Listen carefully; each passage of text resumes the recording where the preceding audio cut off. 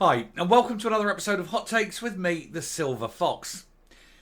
If there is one aspect of what the SNP are doing that is truly, truly tragic, it is the massive, I can't believe, world-beating, perhaps, level of deaths from using illicit substances.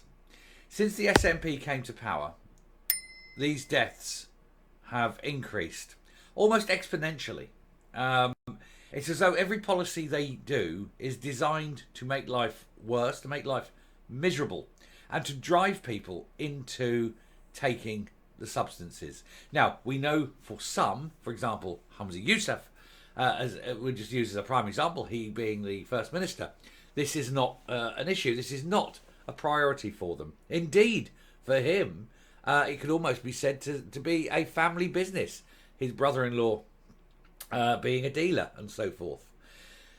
But these deaths represent a failure, a massive failure, as well as a tragedy.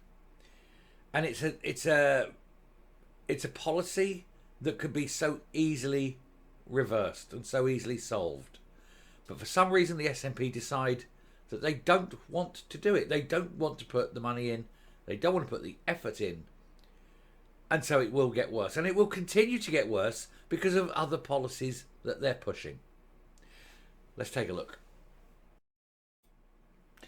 So we have it. This headline, says it all really. Scotland's drug deaths soar by 10% as critics blast SNP government for well-meaning words. Well-meaning words, but no actual actions.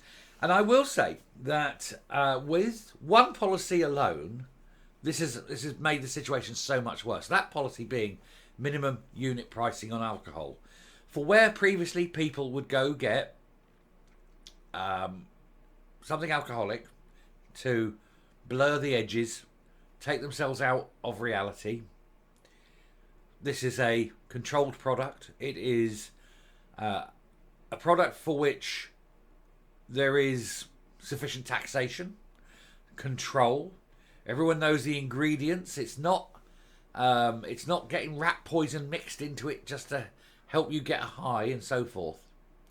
It's just something that is there. It exists. When you start pushing that up in price to a point where it's cheaper to go to one of the corner boys and get yourself a gram of this or a pack of that, a baggie of something else.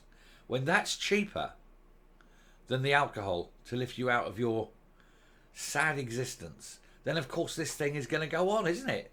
This is downright abuse by the government. They are deliberately and constantly attacking drinkers and driving yet more people into the arms of the illegal substance trade.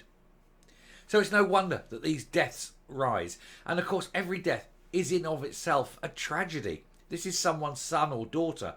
This is someone's boyfriend, girlfriend, husband, wife, father. And yet it is literally policy. It's a policy of the SNP that this happens. They can stop it. They could reduce it, certainly, to massive amounts.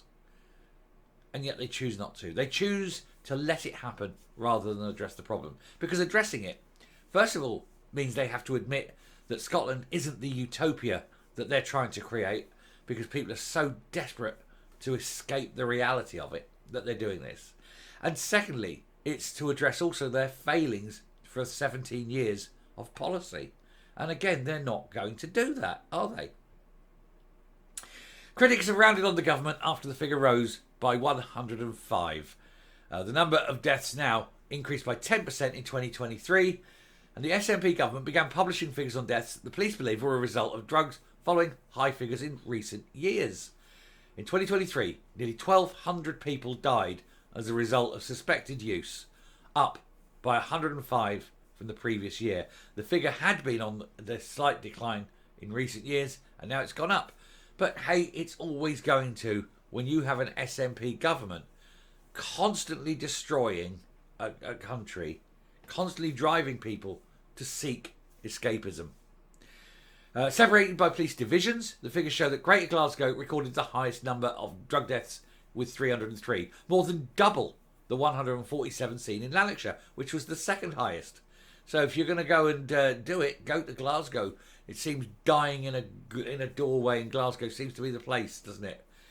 But then, is this a function of Glasgow? Is Glasgow so shitty under the SNP controlled council that you're getting the double dose of it, rather? You're getting SNP at government level and at council level. So it is enough to drive everyone to take some kind of escapism, isn't it? The 35 to 54 age group continued to have the highest proportion of suspected deaths, accounting for 2/3 of the total, while under 25s made up 5% of the total. Former SNP Nicola Sturgeon famously said her government took our eye off the ball as Scotland racked up the worst drugs death rate in Europe. No, it was deliberate. No, there's none of this, oh, we took our eye off the ball, is BS.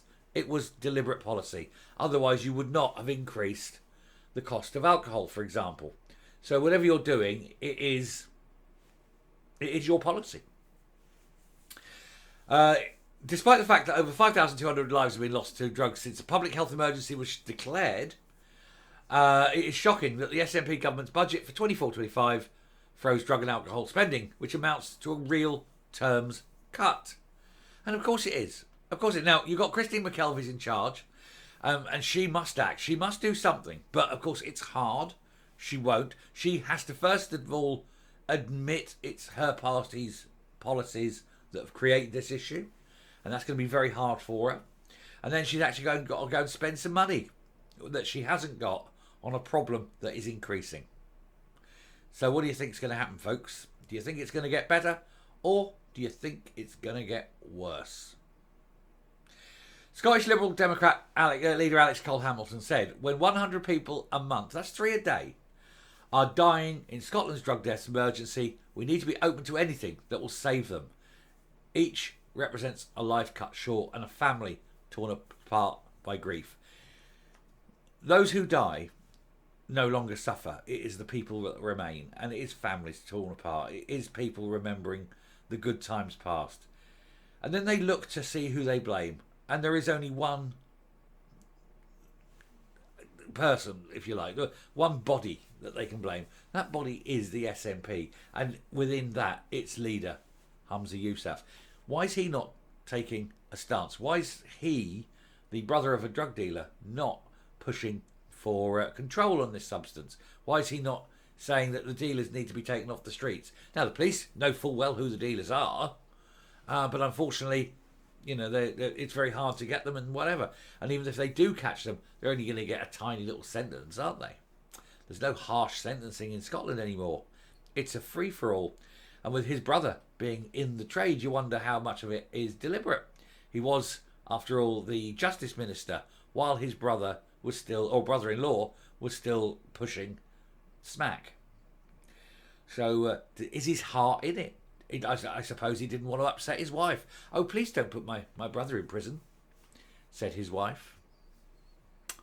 Anyway, I shall stop there. Thank you very much. We'll come up and finish the video, but it does make you wonder exactly how much of it is intentional. When a government deliberately sets out policy that knowingly harms, knowingly destroys people and communities, you have to wonder about the legitimacy of that government. Certainly, the policies they're doing creates the need for escapism, but then also denies a legitimate, clean way of achieving that escapism, and it drives people into the hands of dealers such as Humza Yousaf's brother-in-law. And you have to wonder, is the SNP literally a front for a criminal organisation? Seems to be increasingly like that, doesn't it? Anyway, I should stop there. Thank you very much for watching. Do please hit the subscribe button, ring the bell, leave a like, leave a comment, please share the video, and I will speak to you later. Bye.